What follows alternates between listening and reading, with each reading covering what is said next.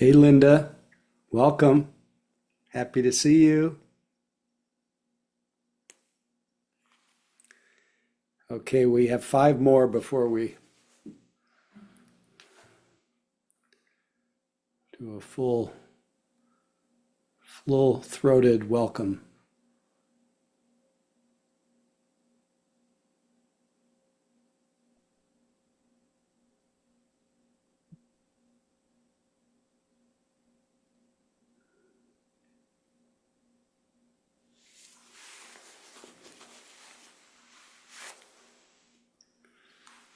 Okay, I appreciate the 27 of you that have come before the half hour. Much appreciation and welcome all of you, and always a joy to see familiar faces, to sit with you.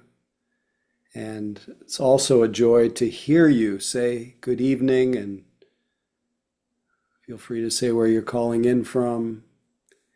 And feel free to unmute whenever you like. And then we'll practice. Hi, Mary from Santa Barbara. Hey, Mary, welcome back so soon. That was so great. Thank you, Howie. It was a wonderful retreat. Thank you. Jim from Southwest Washington. And I think Brooke and Jim were competing. Yeah. I'm Brooke. He's Jim. Welcome, Brooke. Good to see you, Jim. David from Burlingame. Hey, David. Glad to have you on retreat last week. That's great. Hi from Maryland. Hey, Laura. Katie from San Francisco. Andrea, I saw you're Hi. unmuted. Welcome. Just here for the meditation. It's late here. Hi. I So good to be understand. with you. Glad you're with us. And Katie, I did hear you. Happy you're here. I'm from Maine. Hey, Charlie. Glad you're here. Lanny and Barbara, Tucson. Hey, welcome.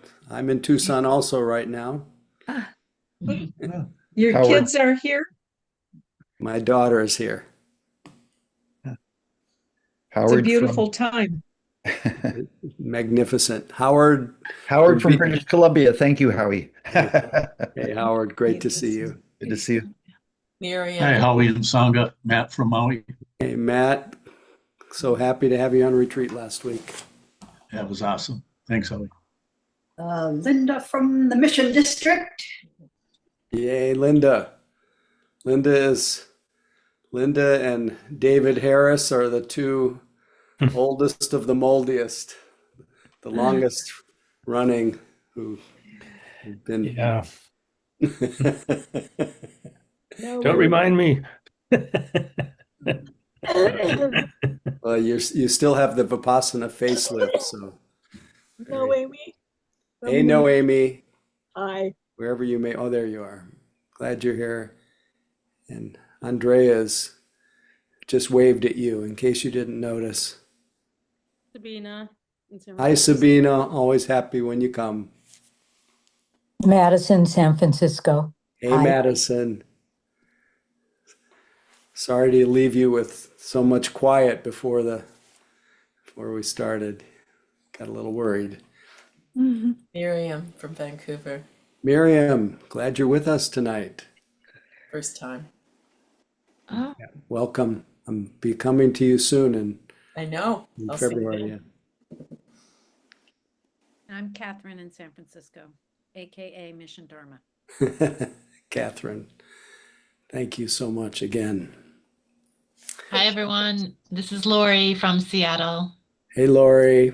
Hi. Glad to see you this weekend and glad you're back. Thank you. Jeff from San Francisco.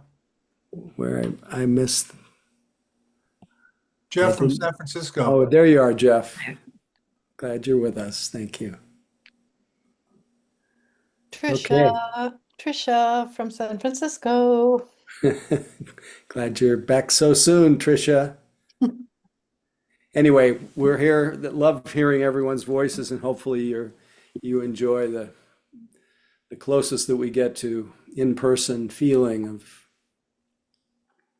voices and visual field that includes more than just ourselves. And we rely on the lifting power of practicing together. So I often say no one does this very well alone. It's wonderful to have a daily practice, a solo practice, and develop that kind of self-reliance and inner strength. But even those with a self-practice don't seem to thrive as well unless you practice with other people. So it's a gift that you offer to yourself. It's a gift that you offer to each other to show up. So thank you. And we rely on that sense of togetherness to support our aloneness, alone together. And it seems like the perfect combination. And so we first feel the sense that we're part of a supportive community, and then we let our eyes close softly.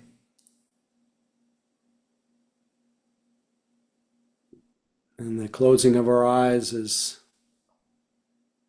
in a way, a doorway into stepping out of time. Because there's no past in this moment of the eyes closed. There's no future. There's not even a present. That's even an idea. There's just the feeling of the body sitting,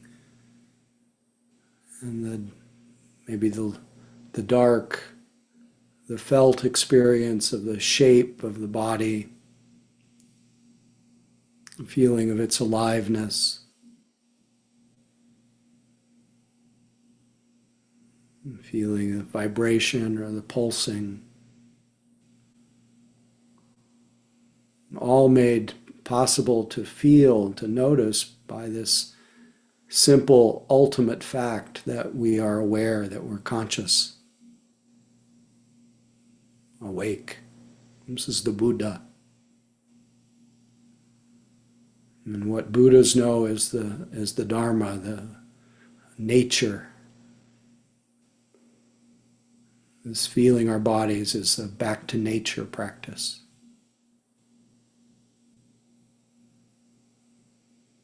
And we easily, quickly move beyond the idea of our body to the living experience. And we let this experience call us completely here.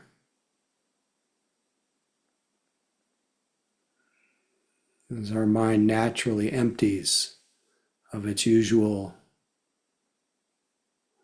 obsessions, fixations, preoccupations, inevitably it becomes quiet, not because we tried to be quiet, because that's what happens when our attention becomes more oriented to real time. And our body begins to settle and still, not because we're trying to be still, but that's what happens when our attention is in the same place as our body.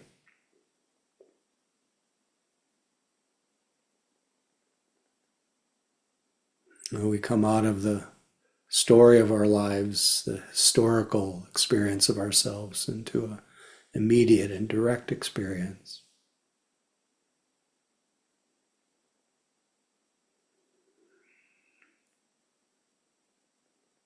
And as we get used to it, our body, in a way, breathes a sigh of relief. We're home again.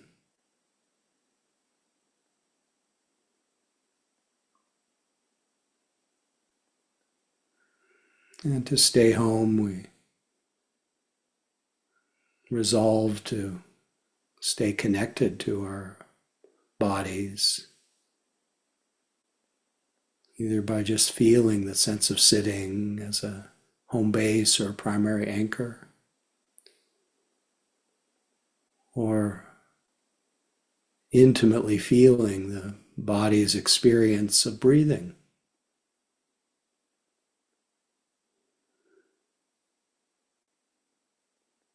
Breathing without a breather, just the body's experience of breathing. And really even enjoying that experience. Not trying to breathe, not directing or controlling, just knowing how the body is breathing. Sometimes short breaths, some long, some rough, some smooth, deep, shallow. But making no effort at all to breathe or to alter the breath.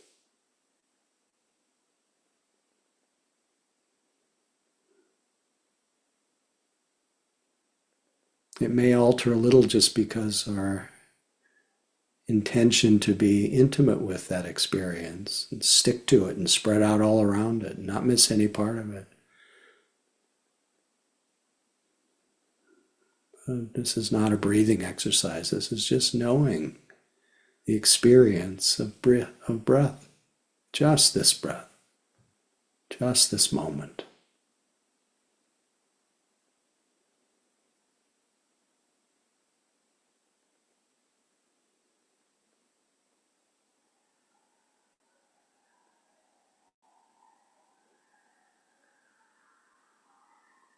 Welcoming sounds when they light up in our awareness.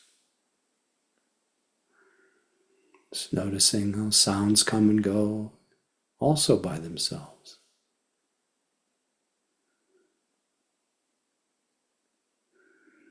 Noticing predominant physical sensations that may become stronger than the sensations of breath.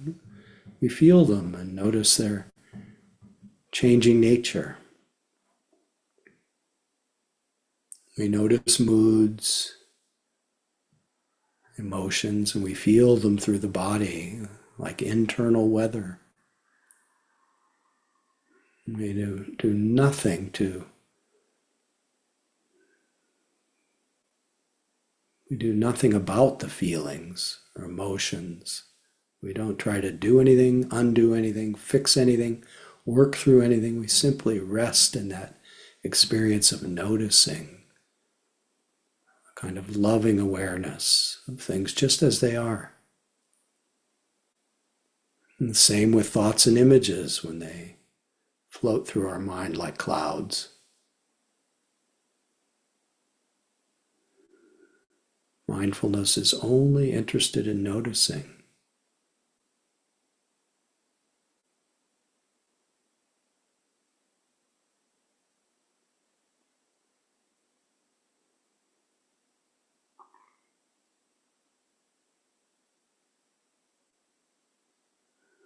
This being mindful is the path. And it's the end of the path. So settle back into the moment. Just be aware, anchored in the body and breath.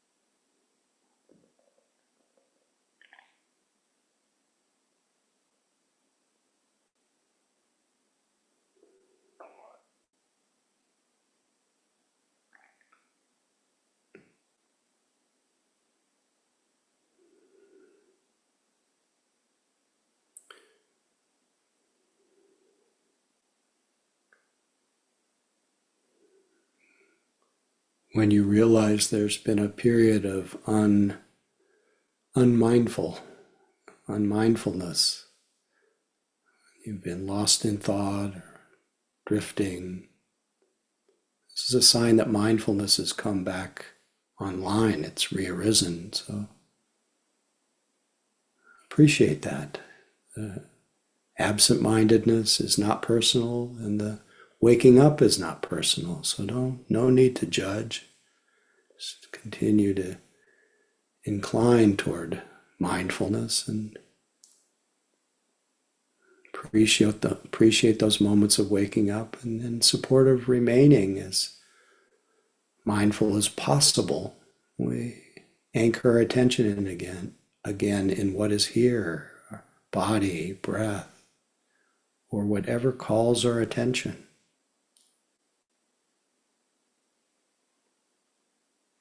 Just this moment, just this body, breath, or whatever moves to the foreground of awareness. Everything is welcome, this field of loving awareness.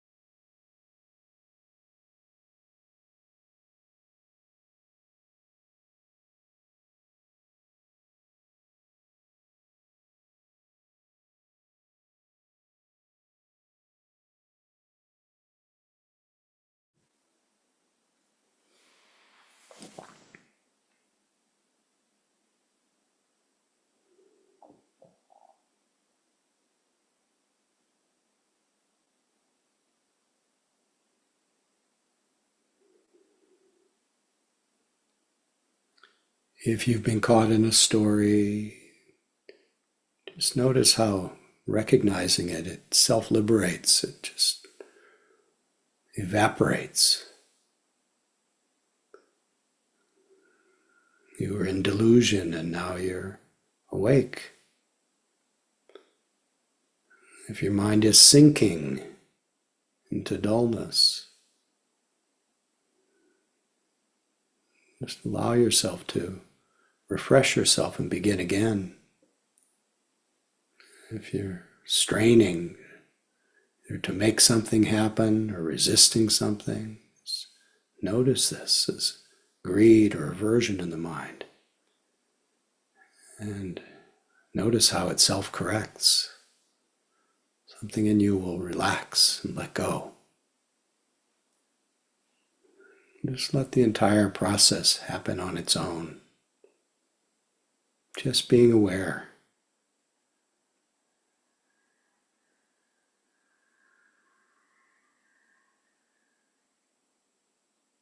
Supported by the body and breath.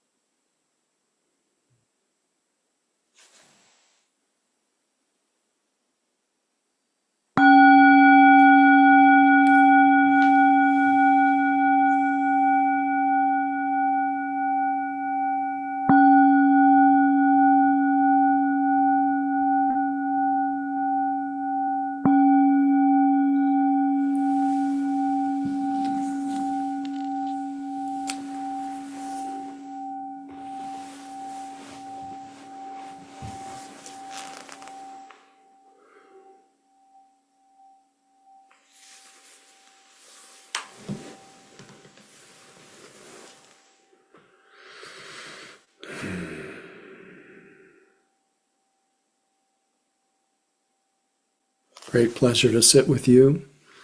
Thanks for your practice.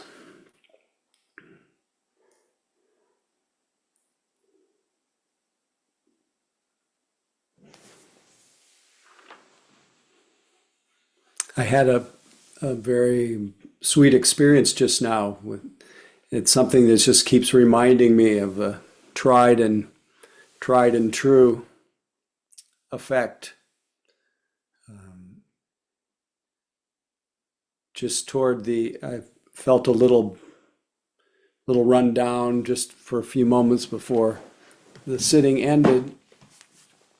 And as I've done in the past, I just started to just drop into the field of silence, just a little self metta, just the 4 phrases that I've used for many, many years, that not exactly the traditional phrases, but I say, may I be happy, may I be peaceful, may I be free of suffering, may I live with ease. And it wasn't even the words, but it was the directing just a little bit of goodwill, a little friendliness toward this mind and body sitting here. And it was quite remarkable how immediately there was this sense of bathing in a way in greater sense of comfort and ease and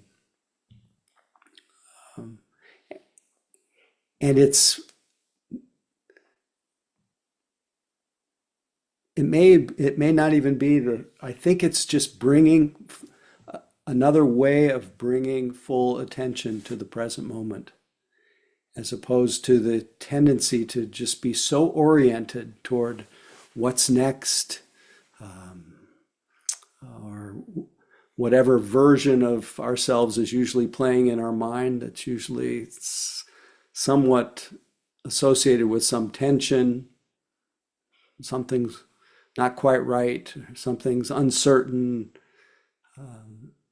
But in that moment, it's just, may I be happy, may I be peaceful, may I be at ease. And it's just so soothing. And it's tried and true. So highly recommend that you play with that a little bit, wherever you go, anywhere, any place, anytime, completely portable.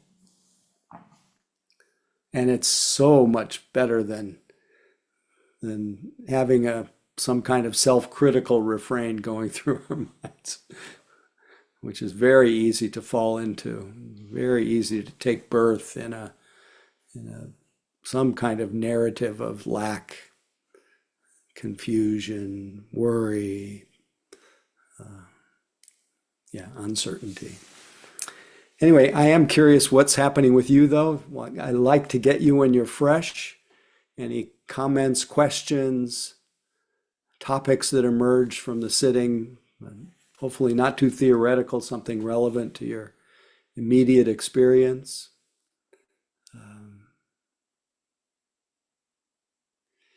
And we do this popcorn style, speak as you wish, either raise your hand or use the raised hand function, and we can check in a little bit.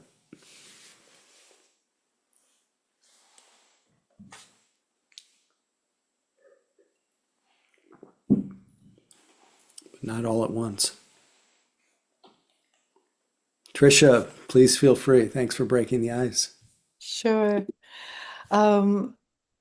I was very surprised this evening.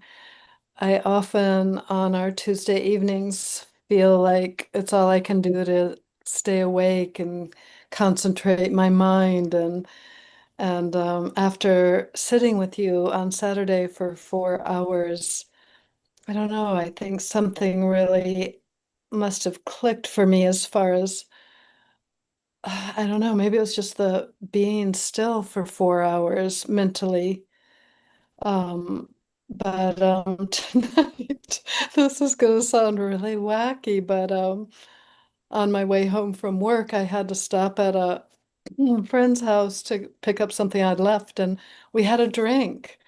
And I rarely drink. And we started playing cards. And all of a sudden I went, oh my God, I got to get home. I want to meditate. And he's like, oh, forget about meditating. We can meditate on something else. I said, no, no, no, this is really important. And so I came, and I mean, I am just shocked because I'm not a drinker. And anyway, something gave me energy, maybe, and I think it was making the decision to put my meditation first. And Mm. and I mean, letting go of the fun and games, literally, and coming home to sit. And I was even hearing a little bit of voices of guilt for having even, you know, spent the time I did with this person. But I was like, but no, you chose to come home and sit. And I don't know, the meditation was the easiest since I began sitting with you again on Tuesday nights, which is very bizarre. But anyway, I think I must attribute it to the wonderful 4 hours I had and all the teachings you gave about, how to concentrate the mind when it's dull, and let go a little bit when it's too strong or something like that. So I just Anyway, wanted to comment. anyway, I'm very glad glad you're happy, and and glad you found that determination to practice. That's always a good thing. And I wouldn't spend any time figuring out why you have more energy tonight, but it may be because of when you do have continuity of mindfulness, it builds a certain kind of energy. It's mindful energy, and it lifts us. So it's definitely and partly the way I see it is the more time you spend actually here, the more you're actually connected with life, which is kind of inexhaustible in a way. It's not, and the more time you spend lost in distraction, it's somehow our vital energy tends to diminish. So as much current of mindfulness as you can have, great. And I don't know, it could be the drink. I doubt it though. Anyway, glad you're here. Mary, please feel free. I just wanted to remark on the half-day retreat too. At the end of the 4 hours, you said, "Oh, this went by too fast," and I was like, "What is he talking about?" And then I looked at the clock and I realized that was the end of the 4 hours. It really did go by so quickly. I was surprised. It was wonderful. We wanted more. The other thing I just wanted to quickly mention is one of the things I do in relation to what you were saying, a little mantra to yourself is, and I particularly do it like when I'm driving, if I have a little bit of a drive, or like I have a little job 2 days a week, and I just say homage to the Buddha, homage to the Dharma, homage to the Sangha, because it's so meaningful to me. It is, Beautiful. that is like everything encapsulated. Great. Gorgeous. Thank you. Thank you. Giving some tricks and triggers tonight, and choose sitting, choose the three refuges. I mean, in a way, it's the same thing. Tricia chose to go to the Buddha for refuge, being awake. Go to the Dharma, the teachings, and just presence of just whatever you're experiencing, and go to the Sangha for refuge. And Mary reminded herself of Buddha, Dharma, Sangha while she was driving. It's very similar. Lisa, please feel free. Thanks, Howie. I guess I have a question about, I went on a retreat this weekend, a silent retreat, and I didn't plan accordingly to come back and had to pop back into work. And now I'm struggling with just just like really dysregulated, or that feeling of how much the mind is attaching and there's a lot more adversity and I feel like it was really abrupt and shocking. So I'm just wondering about speaking to integration. And tonight's practice was lovely, but I realized how quickly the mind went from still point on the weekend to chaos because I didn't integrate. Right. Well, try not to build a story about it. I don't know whether you are, but just acknowledge the state that you're experiencing and try to meet it with as much kindness as possible. So like right now, just instead of I'm happy to talk about integration, but I really like you to just kind of sit there and feel what does disintegration feel like, or what does dysregulated feel like? Okay, it feels like this. And maybe tell me what you notice as you do that. Yeah, I think I notice like an agitation in the mind and body. Okay, so I want you to just feel that agitation for a moment without trying to do anything Okay. about it or undo anything. Just notice, make a little space for the agitation. You can even make a little note, the agitation feels like this. And then just notice what happens. And how about now? Tell me what you're noticing. Yeah, just a lot of grief coming through. Okay, Yeah. just let the grief be felt. Yeah, the loss of doesn't even matter what the content is, but there is sometimes grief at the end of retreats from losing those conditions, but that's part of our practice is to let it go, let the conditions change.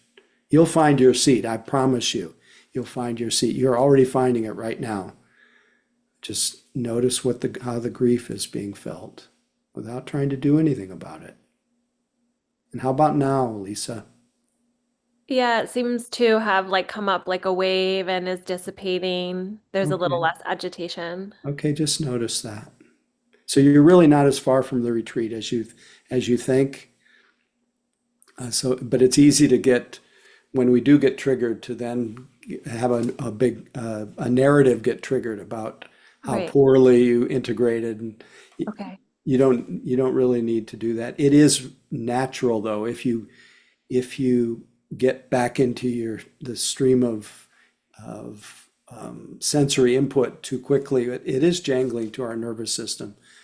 So you have to, whatever way you can, just regard yourself with so much gentleness and kindness, and try not to undo it. Just try to be with it, and you'll see that it fades on its own, just like it did just now. And it was good that you came to sit tonight. I'm glad you're here. Thanks, Howie. Thank you. Last call.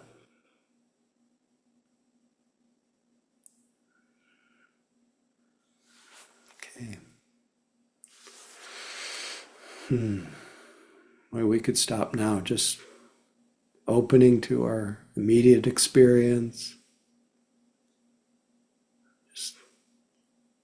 Just sensing that our experience is actually just one of the 6 senses is being triggered. There's 5 physical senses: eyes, ears, nose, tongue, body, and then there's the mental sense. And so we start to have maybe a thought, and all the senses come accompanied with a little valence of pleasant, unpleasant, neither pleasant or unpleasant. That's our moment-to-moment experience, is 6 things with 3 different flavors. That's it. And when it's pleasant, our mind starts to have a little flinch, and then it says liking, then it says wanting, then it says thinking about, fantasizing, planning. When it's unpleasant, the flinch is a little unpleasant, and then not liking, then aversion, and before you know it, our mind is proliferating about what's wrong, how everything's bad, And in that, literally in that moment, we're born into an imaginary drama. Really, there's just 6 things happening, but our mind just goes into creating a world of where we've been, where we're going. And the whole identity is built around that idea that I came from the past, passing through on my way to the future, but nothing's really happened except this storm in the mind. So ideally, in our practice, we just notice, wow, look what happened in my mind just now. And thinking, fabricating, or look what's happening in my body. Burning, aching, stabbing, itching. Look what's happening in the ears, hearing. And so the return to simplicity, to reality, things as they are, that's exactly how our nervous system gets re-regulated. Because when we're wandering in those internal dramas, which we do, we're all much more practiced at that than being in the 6 sense experiences. But once we're in touch with the 6 sense experiences, and can actually feel the pleasant, the chain gets cut, and we don't get into a big fantasy.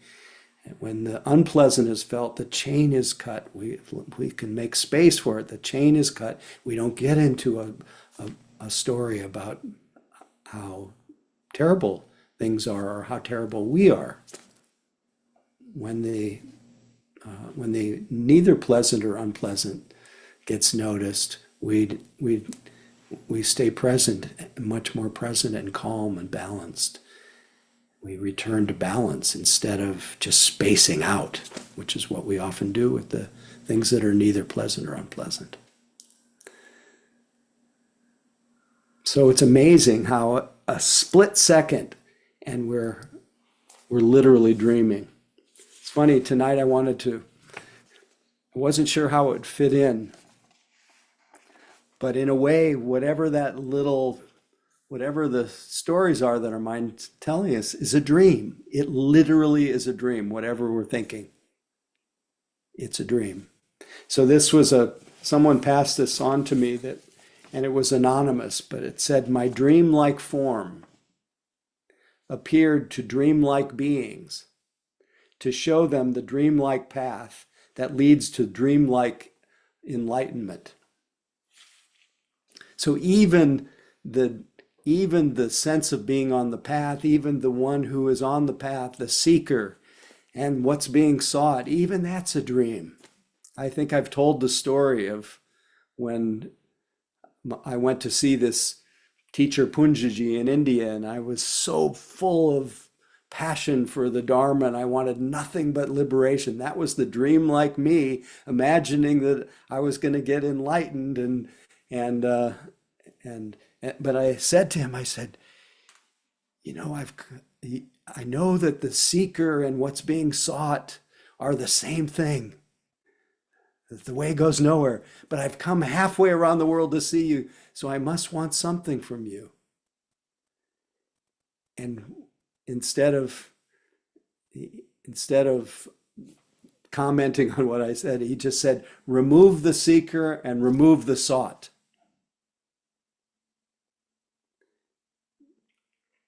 And this part's where it's a little bit wild, but at the very instant he said that, I went completely unconscious. And then the way I came back into consciousness is I heard this loud, guttural laugh and realized it was coming out of my own throat. And then the dream kind of stopped. The dream like me, the dream like seeker, the dream like sought, all of it just stopped. Anyway, I don't want to go on about that, but in a moment of just seeing that our mind is creating an imaginary me, that's part of what the transformation of what practice really allows us to do, is to realize that a thought of ourselves and where we've been and where we're going it may be it's a good story. It's maybe something that's wonderful to be able to share with others, to be able to give some context to our human experience. But it's still, whatever we think about ourselves is still dreamlike. It's not real. I was very touched. You know, I like things that hit my funny bone, but this was from Anthony DeMello, who's a kind of psychologist, theologian, spiritual teacher. And he had seen on Spanish TV this little vignette where this gentleman knocks on his son's door and says to his son on the other side of the door, Jaime, son's name was Jaime, says, "Get up, wake up, it's time to go to school." And his son from the other side of the door says, I don't want to get up. I don't want to go to school. And obviously it was his father. The gentleman says, well, why don't you want to go to school? He says, I'll give you 3 reasons. School is boring. The kids tease me, and I hate school. And then his father, I guess it was, said, well, I'll give you 3 reasons why you need to go to school. 1, it's your duty. 2, you're 45 years old. And 3, you're the headmaster.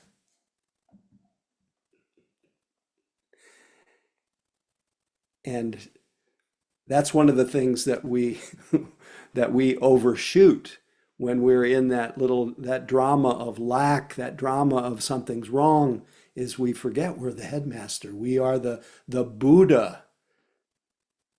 We are this environment of wakefulness that when it is nurtured, maybe for a little more than 4 hours, but 4 hours or Tuesday nights and every day, and when it's nurtured, what comes along with it are these qualities of wakefulness, of intelligence, of heartfulness, of compassion, of joy. But when we're awake, no evidence for the sense of lack, the sense of something's wrong that is usually playing in our mind, unless we consult our memory. That's why the same teacher who I was telling you about, Punjaji, says, you need the past and thoughts to suffer. You don't need anything to be free. The boulders of the past rest on our chest and impede our life and freedom.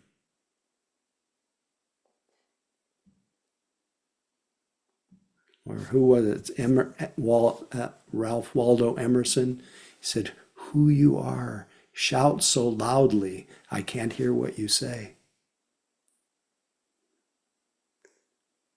But we're often not in touch with the who or what we are.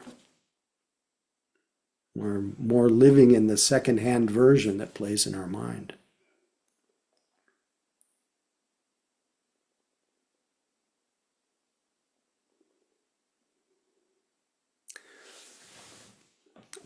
Also with me, speaking of the version that plays in our mind, with me for the last several days, because I just led a couple retreats, the 4 hours and then the 5 days before that at Spirit Rock, I told the story, which I hadn't told in a while, about my daughter Molly, who is now 22 years old and lives here in Tucson, where I'm staying until after Christmas. And when she was a nursery school, when she had her first day of nursery school, the first few days of nursery school, when she was, I think she was 4, and Never sure whether it was 3 or 4. Anyway, she went to nursery school, and Molly was, when she was a little girl, she had these little ringlet curls and these kind of big blueberries eyes. And she, she's just a being of light, unformed, but had a very unique, what I've always called her Molliness. She has, it's like each of us has our own kind of particularity. There's Davidness and Trishaness. I mean, it's just so obvious we're the way each of us just is shaped by life. We're unique individuals. Couldn't be any different than the way we are, should we be any different than the way we are. We are just whatever I'm my howiness, whatever that is. Of course, I'm not busy thinking I'm howiness. But everyone gives off a little fragrance. So Molly was just full in her Molliness. And then I noticed, both my wife and I noticed after the first couple days, we saw her standing in front of the mirror in our downstairs bedroom. And she was pulling on her curls. And we knew that she had just been playing at the nursery school with these twins who were straight, long blonde hair, blue-eyed twins. And somehow I saw the beginning of a view of self as not quite right, as comparable. From one moment to the next, a kind of loss of just the sense of molliness, just the enoughness, and the beginning of a duality of self and other, and once we're born as that imaginary sense of ourselves that's comparable to someone else,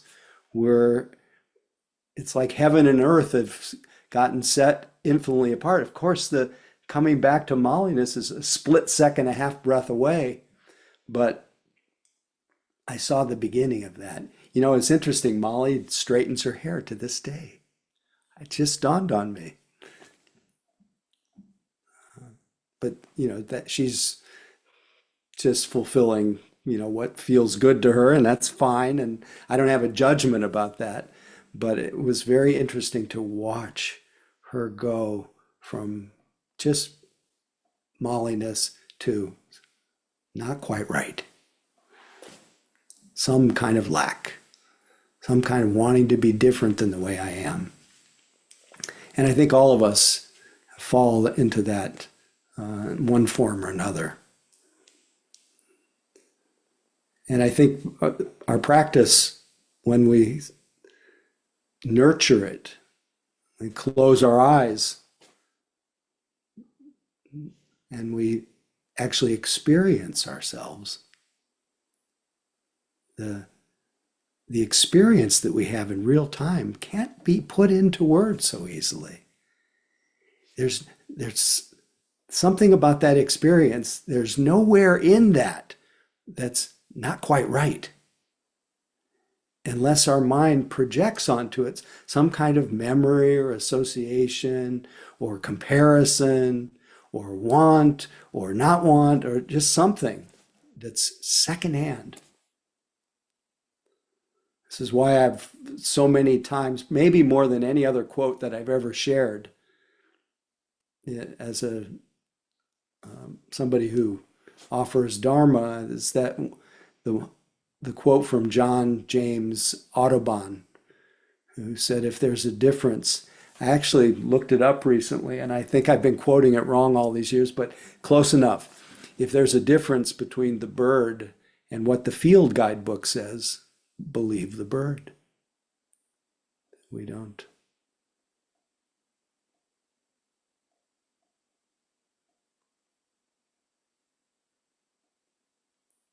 So I've often been really interested in how those six sense experiences, which is really just the simplicity of what we actually experience. We're aware of one thing or another. That's really it. How that simple unfolding present, which is the only reality there is, because the past is a memory, is one of those six things that shows up. And the plans are one of those six things that shows up, called planning or worrying.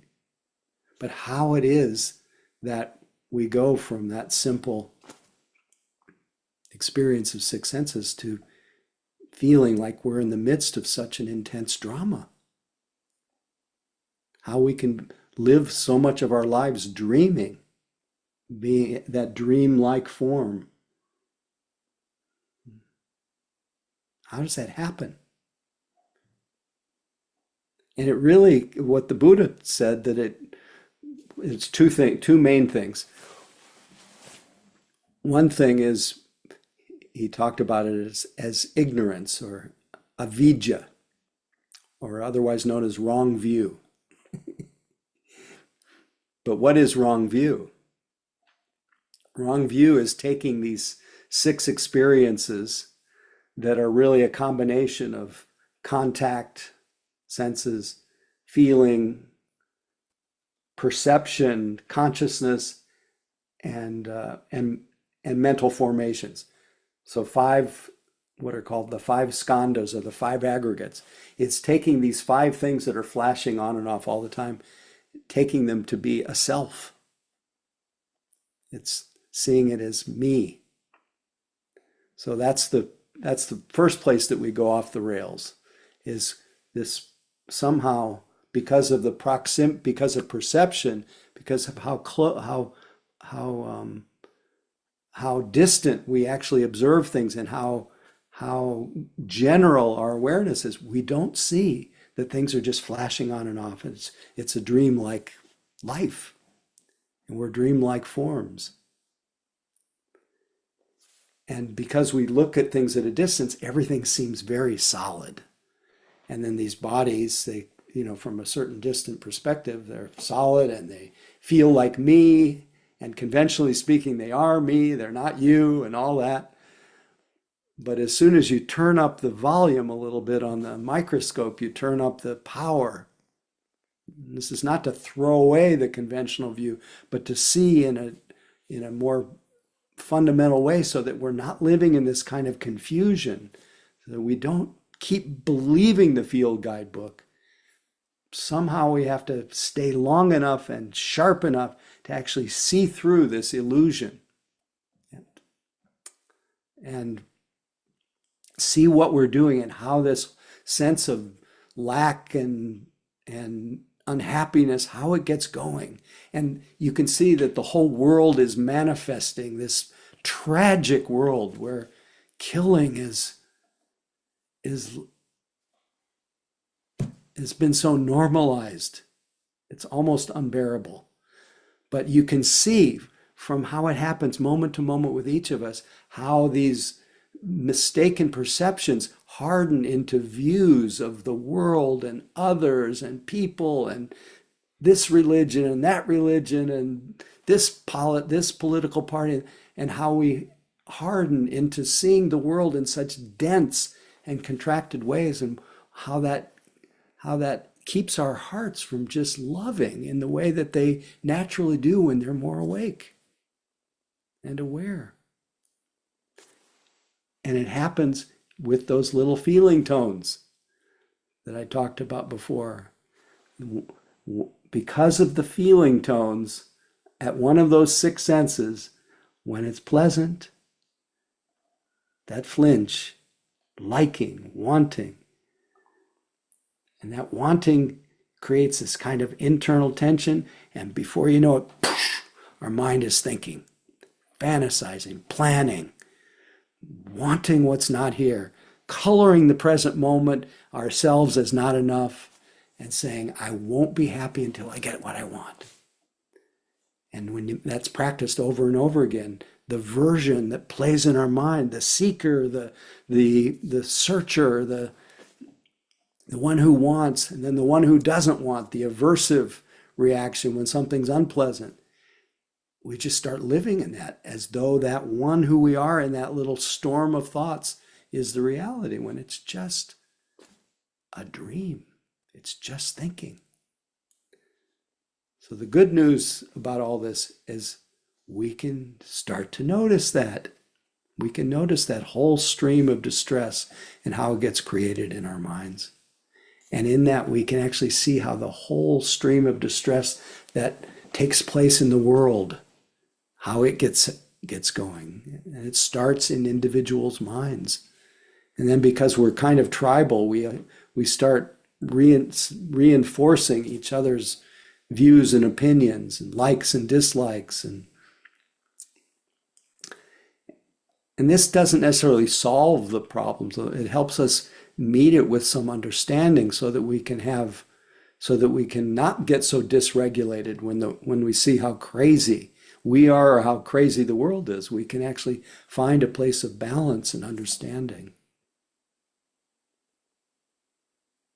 And where it doesn't have to shut our hearts, and so that we can actually give to this world, just a heart of compassion. We don't have to just live in that, what do I do? What do I do? It's just, may I be happy, may I be peaceful. May you be happy, may you be peaceful. But if you feel like you need to know what to do, I will leave you with the Buddha's suggestion. It seems to encompass the full view of reality.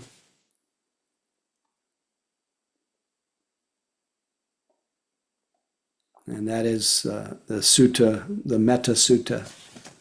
And that will be probably, it's maybe the way that we end this evening. This is what should be done by those who are skilled in goodness and who know a path of peace.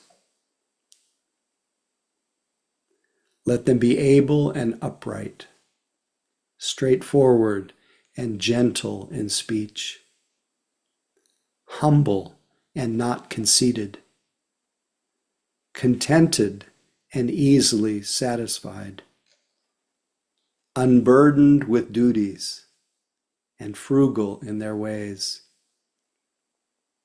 peaceful and calm, wise and skillful, not proud and demanding in nature. Let them not do the slightest thing that the wise would later reprove.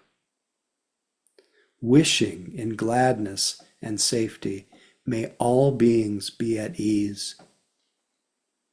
Whatever living beings there may be, whether they are weak or strong, omitting none. The great or the mighty, medium, short, or small, the seen and the unseen, those living near and far away, those born and to be born, may all beings be at ease. Let none deceive another or despise any being in any state. Let none through anger or ill will wish harm upon another.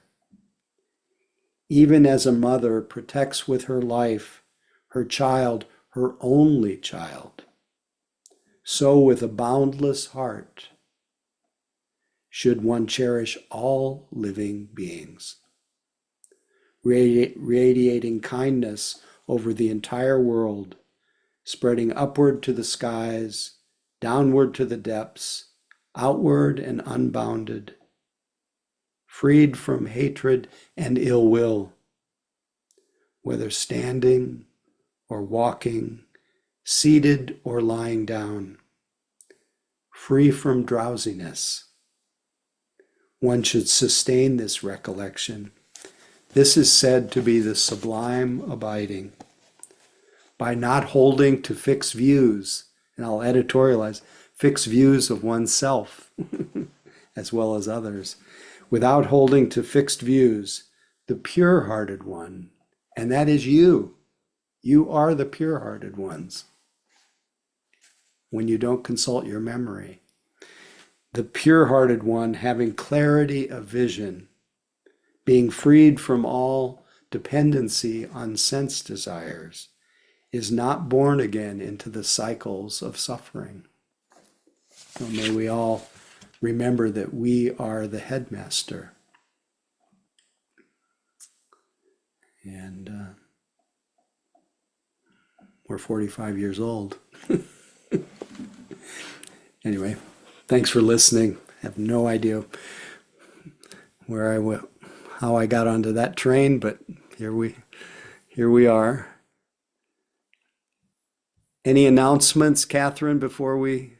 Oh, let me announce the day long. January 3rd, Spirit Rock, hybrid, introduction to insight meditation, good for beginning, middle, advanced, anybody can come, but it's an intro day at Spirit Rock. If for those in the neighborhood, it's beautiful to be there in person. Also, it's a hybrid, so come one, come all. And we'll on to you, Catherine. Please stick around and let Catherine speak. Yeah, the link to that retreat Howie just mentioned is in the chat. And there are several other retreats in various places in the US and Canada in our newsletter. I'm not going to list them all, but you can find them in the weekly email or on the Mission Dharma website.